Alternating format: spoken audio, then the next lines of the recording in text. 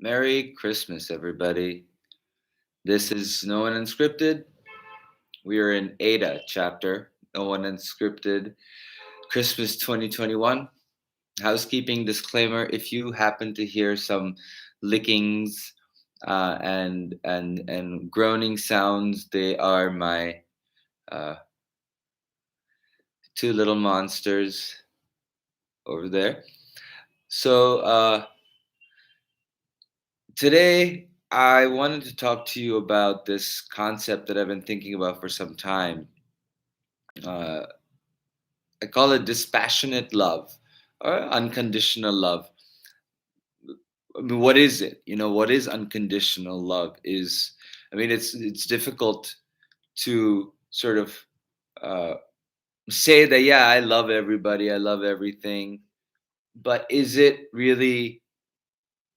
I mean, we don't, right? We don't really care about the environment like we care about our own children. Uh, it's just a matter of proximity to ourselves. So, in many ways, as human beings evolve, I believe that uh, as we grow old, our journey in life is meant to broaden the scope of that love, not to shrink it. To go from loving, certain people, certain situations, certain things, but none of the other things, not understanding the other things, not even receiving them or allowing them to register in our minds, uh, to opening it up and helping uh, spread that compassion, that love as much as we can, as far as we can. I mean, in the most basic sense, it's the concept of the family where we hand down traditions and stories and legacies from, you know, great great great grandparents to us and then on to our descendants. On a more um, ideological level, it's the idea of being able to love everybody equally in the sense of basic humanity. Uh, everybody has the right to live. Everybody has a right to liberty, freedom. Everybody has a right to equal access to opportunities. Everybody has a right. So these are fundamental things. Everything that you want and you believe that you have as a right, other people have it too. So broadening that love. Now, and I believe that dispassionate love is broadening that love. So I mean, today is Christmas, and in the spirit of Christmas, I wanted to draw a story from Jesus Christ's life itself. You know, uh, and before I do that, or no, after no, I don't think it's an appropriate time for me to maybe draw that analogy quite yet, but maybe at the very end. So very simply put, Jesus Christ did not want to be crucified. He but he knew that he had to be, because only by standing up for what he believed to be the truth and then withstanding the persecution, withstanding the betrayal, withstanding letting go of the ones he loves the most. Because in order for him to sacrifice his mortal body and life, he had to give up not just his stand, not just his beliefs or his ideologies, but also his mother and his disciples and the ones he loved, um, which was everybody. And I think that at some point he realized that in order for that to reach everybody, to really register for everybody, that he had to just give up his life by not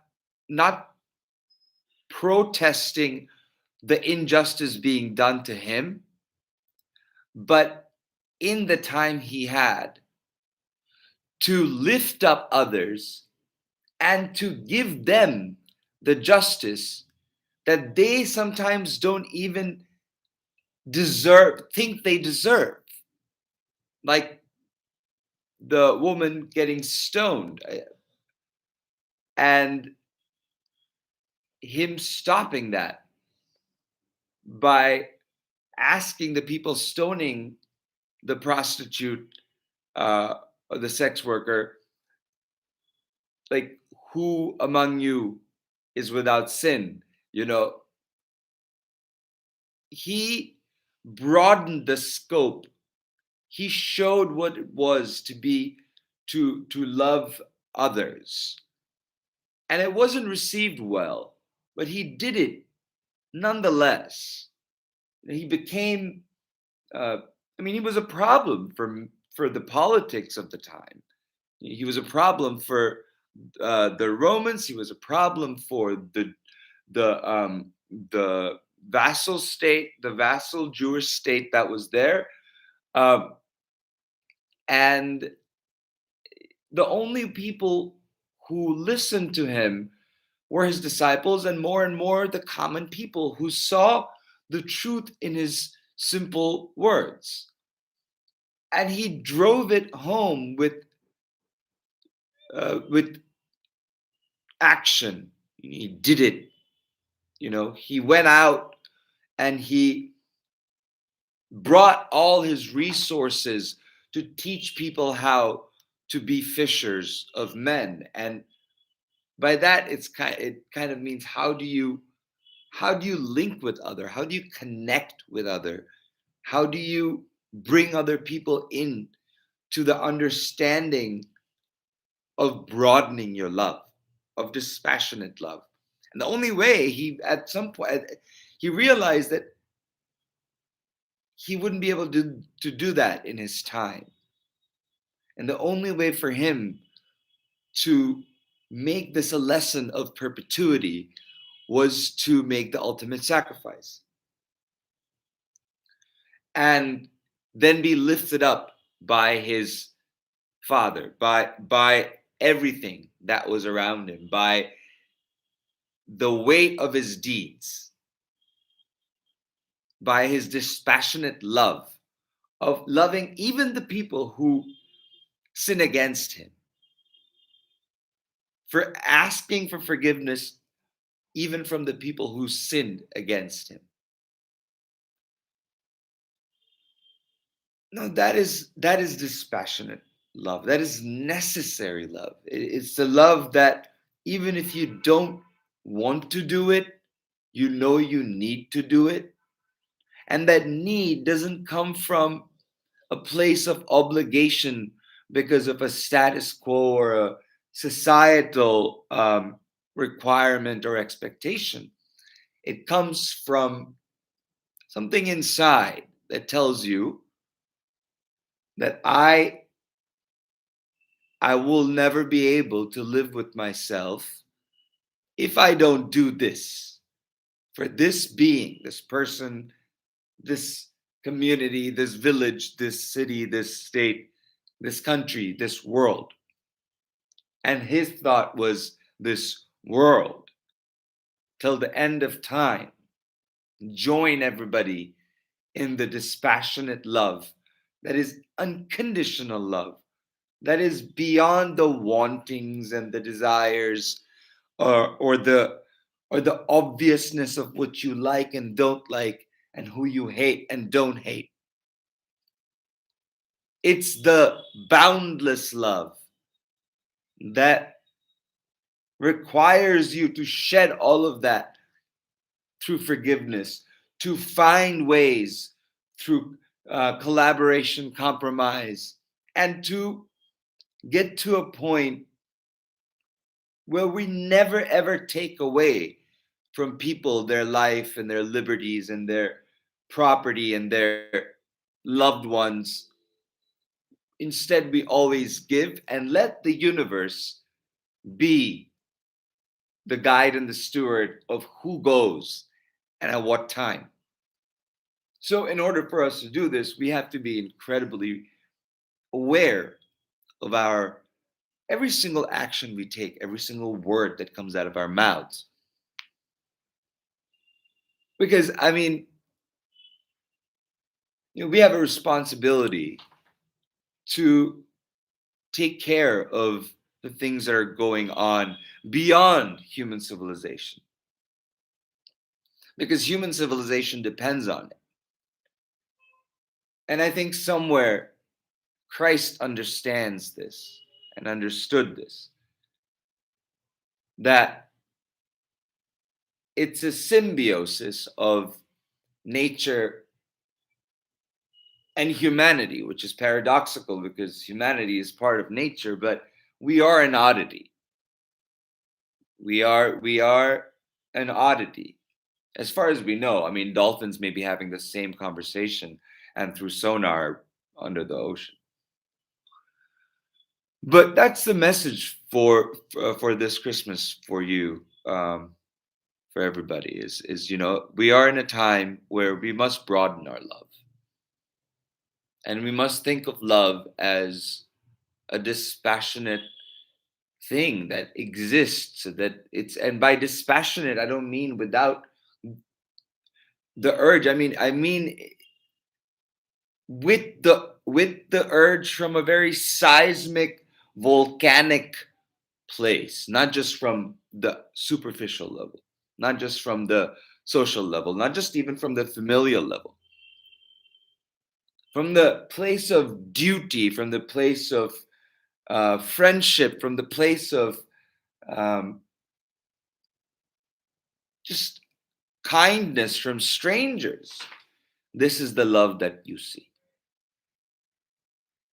So, and that is the only love that can keep us together. And that is what everybody means when they talk about the higher love. That's the higher love.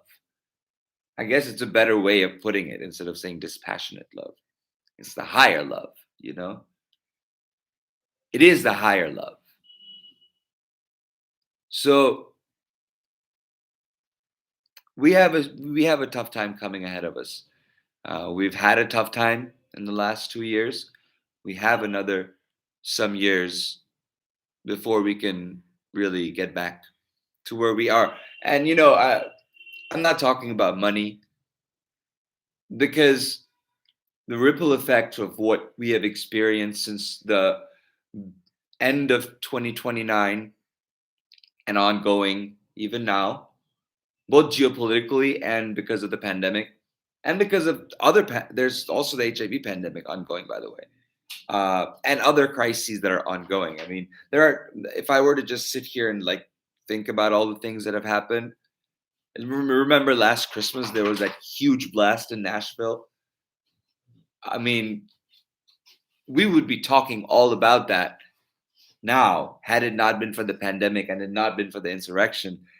It so I don't know the meaning of the synchronicity of all of it, but I do know that uh, it's a call for us to rethink of how we live our lives. And with what we have today in technology and in understanding and in education, we have the capacity to uh, really the transition is not tough to move to a smarter, greener, uh, better way of life, a more connected, where we make the most of social media and not blame it for all the choices we make because we have the resource of social media. So it's a year, I believe that this coming year will be a year of ponderance, of us thinking of our own steps, of us being able to see beyond ourselves, of us lifting up strangers so they may be able to lift up millions, because that is just the need, because that is just the urge that comes from within us. And that is one of the toughest things to do at a time like this, when we are desperate to find our own stability. And so for that we have to retract a lot of us, a lot of our luxuries, a lot of our desires, a lot of our discretionary spendings. And out of all of that clutter, what'll come out will be joy, will be the cherishing of the things that will last beyond your life. That's your legacy. That is the higher love. So, Merry Christmas. I wish you all the best upcoming year. Stay safe, stay masked, get vaccinated, get your booster shots wherever um, you can. Listen to your local health officials, listen to the CDC, and pay attention to what's happening with our republic, with our politics, with the truth, with the deliverance of justice. This is the first Christmas since the January 6th insurrection.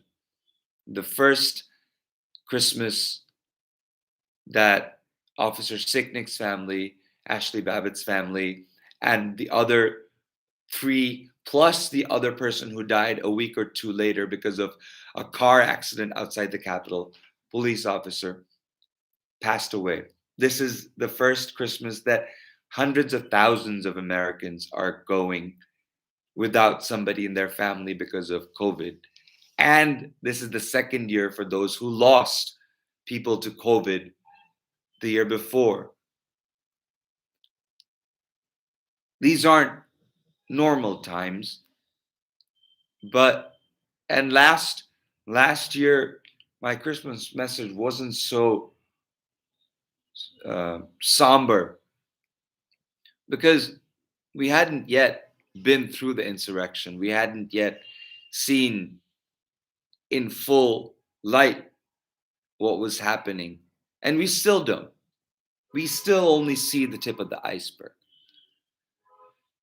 And there's a lot more coming. And there will be hardship. But in this time, you need to focus on that dutiful love. And you will notice that dutiful love will always go to the ones you love the most first. But as soon as you have secured that, as soon as that is stable in a place where they are safe, like my two dogs, that's my life, my physical life. Without them, they're my muse. They wake me up every morning. They keep me going. That's for your loved ones, your children, your family, your parents. Yes. And once they are in a safe place, once they are in your mind in a safe place and within themselves in a safe place, you broaden your love. You think, what more can I do? Not just in a very material sort of way of donating, but also in a way of volunteering by uh, continuing to voice your uh, your need for justice and accountability because of what happened on January 6th. As an American, that is important. As a human being, it's important for you to think about the well being of everybody, including the people who didn't vote for Biden and even the former guy, to say that may there be some resolution because I may there be justice, may there be equity. So with that, Merry Christmas. My hair's a mess, as you can tell. I don't really care. Two or three people. I would like to thank every single person who's ever watched any of these videos. I don't mean to put y'all down by saying that not many, but people don't. I have barely 1,000. I don't even have 1,000 people subscribing, and it's not my habit to ask for likes and subscribes. It's just not. If you're gonna do it, you're gonna do it. Not gonna do it. Not gonna do it. but it's about my what I'm saying. I mean, what's going on in my head. I don't have the patience or the time or the money to do all of this stuff and put all of this and get up but I do have the time to come out and share my thoughts, which I believe may help somebody or may um, connect with somebody. So that's it. Oh, last thing. Dispassionate love or the higher love is kind of like picking up dog shit, your own dog's shit. You don't like doing it, but you have to do it.